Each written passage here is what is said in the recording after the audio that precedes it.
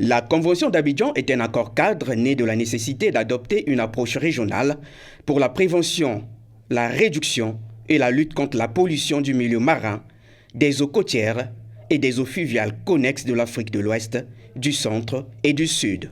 La République du Congo, qui en assure la présidence depuis 2021, plaide pour l'action en faveur de la protection de ces écosystèmes à l'occasion de la Journée mondiale de l'océan célébrée ce 8 juin. Les océans sont des sentinelles pour surveiller l'état actuel, mais aussi l'évolution à venir du changement climatique.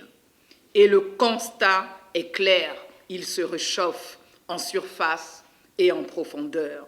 Ce réchauffement constant des océans qui va de pair avec l'élévation de leur niveau, tout aussi constant, a des impacts majeurs sur les sociétés humaines, les écosystèmes et la biodiversité.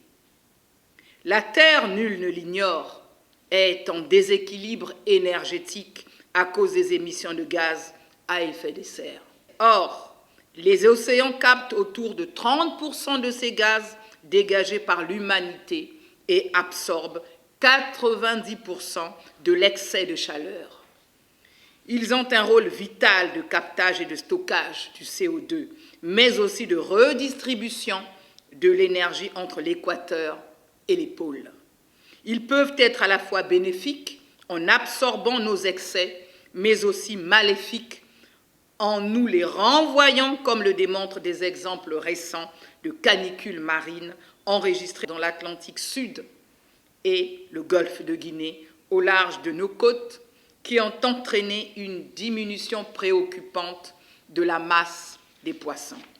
Comme l'avait justement suggéré le président Denis Sassou Nguesso, premier écologiste du bassin du Congo dans son livre « L'Afrique, enjeu de la planète », si nous ne préservons pas nos océans, c'est le monde qui fera naufrage. Renouveler en profondeur notre action, c'est le thème de cette année de la Journée mondiale de l'océan.